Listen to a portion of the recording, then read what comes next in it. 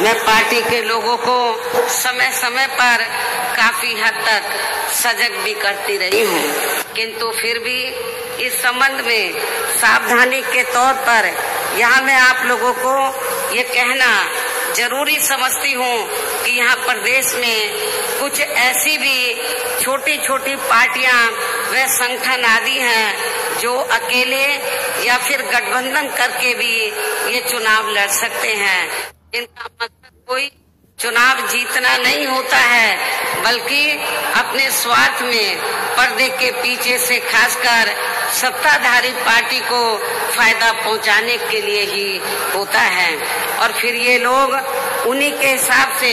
अपने उम्मीदवार भी चुनाव में खड़ा करते हैं। इसलिए ऐसी पार्टियों व संगठनों को अपनी जात बिरादरी व रिश्ते नातों आदि के भी चक्कर में पड़कर इन्हें अपना वोट देकर कतई भी खराब नहीं करना है, वरना फिर से यहाँ बीजेपी सत्ता में वापस आ सकती है। इसके साथ ही प्रदेश में एक पार्टी तो ऐसी भी है जो दूसरी पार्टियों के स्वार्थी व टिकटार्थी किस्म के लोगों को अपनी पार्टी में शामिल करा के अपने कुनबे व परिवार आदि को बढ़ाने में लगी रहती है, जिसके शासन काल में यहाँ की जनता खासकर कानून व्यवस्था के मामले में काफी ज्यादा दुखी रही है। ऐसी पार्टी के बहकावे में भी आप लोगों को कतई भी नहीं आना है। इसके साथ ही चुनाव घोषित होने से कुछ समय पहले वे वोट पड़ने तक भी हमारी पार्टी को नुकसान पहुंचाने के लिए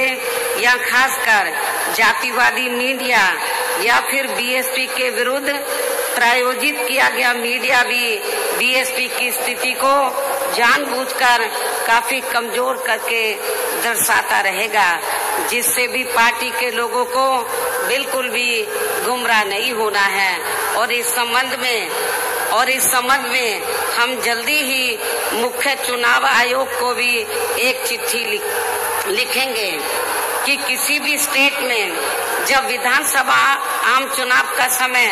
6 महीने रह जाए तो तब से लेकर वोट पड़ने तक सभी एजेंसी के सर्वे पर रोक लगनी चाहिए, ताकि उसकी आड़ में जो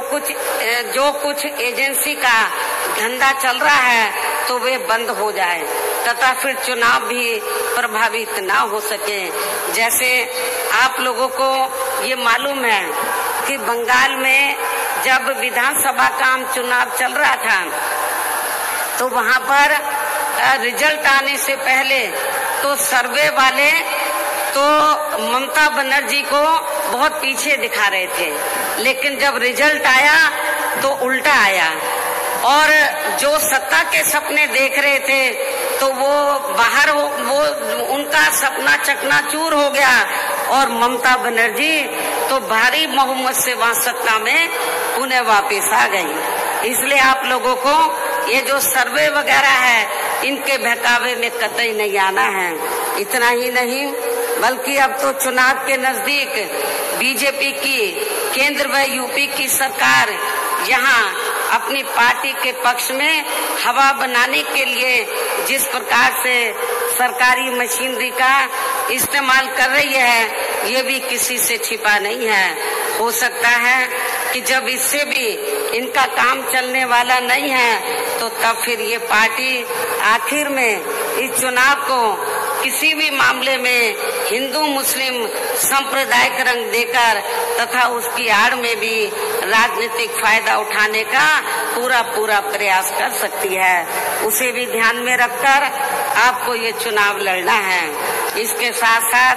आजकल ये बात भी काफी चर्चा में है कि इस बार चुनाव में बीजेपी अपने बड़े बड़े पूंजीपतियों व धन्ना सेठों आदि से काफी धन खर्च कराने वाली है, जिनके हिसाब से ही ज्यादातर नीतियां बना के ये लोग अपनी सरकार चलाते हैं, जिसकी खास वजह से ही अब पूरे देश के किसान केंद्र सरकार के बनाए गए तीनों कृषि कानूनों को लेकर अभी तक भी काफी आक्रोशित व आंदोलित भी हैं और अब तो आंदोलित किसानों का काफी ज्यादा शोषण व उत्पीड़न भी किया जा रहा है और इस मामले में लखीमपुर खीरी की घटना इसका ताजा उदाहरण भी है। इसके अलावा अब ये पार्टी चुनाव घोषित होने के नजदीक व चुनाव के दौरान भी यहाँ खासकर कोरोना नियमों की आड़ में हमारी पार्टी के लोगों को भी काफी परेशान कर सकती है, जिसे भी ध्यान में रखकर पार्टी के लोगों को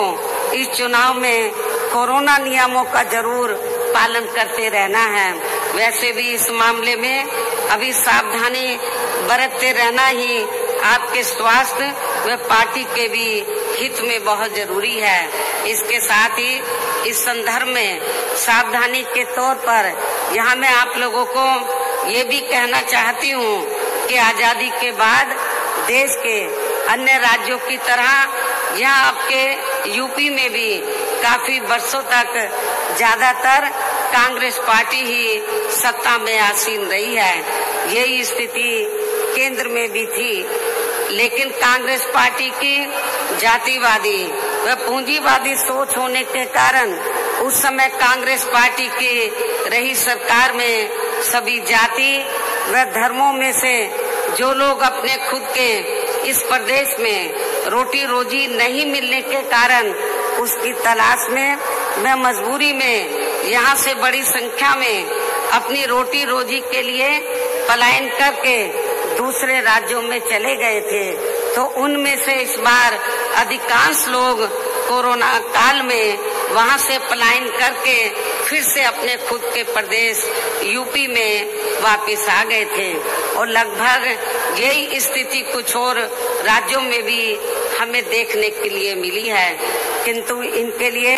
यूपी में भी आकर अति दुख की बात ये रही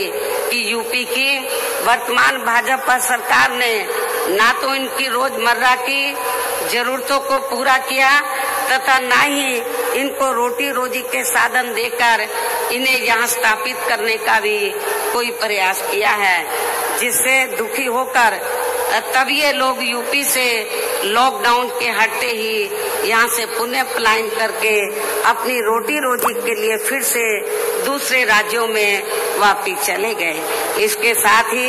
यहाँ अति दुख की बात ये भी रही कि उस समय यूपी में कोरोना से जिन लोगों की मृत्यु हो गई थी तो उनके दाह संस्कार के लिए भी यहाँ की भाजपा सरकार ने लकड़ी तक का भी कोई उचित प्रबंध नहीं किया था, जिसके कारण फिर बड़ी संख्या में इनके शव यहाँ गंगा यमुना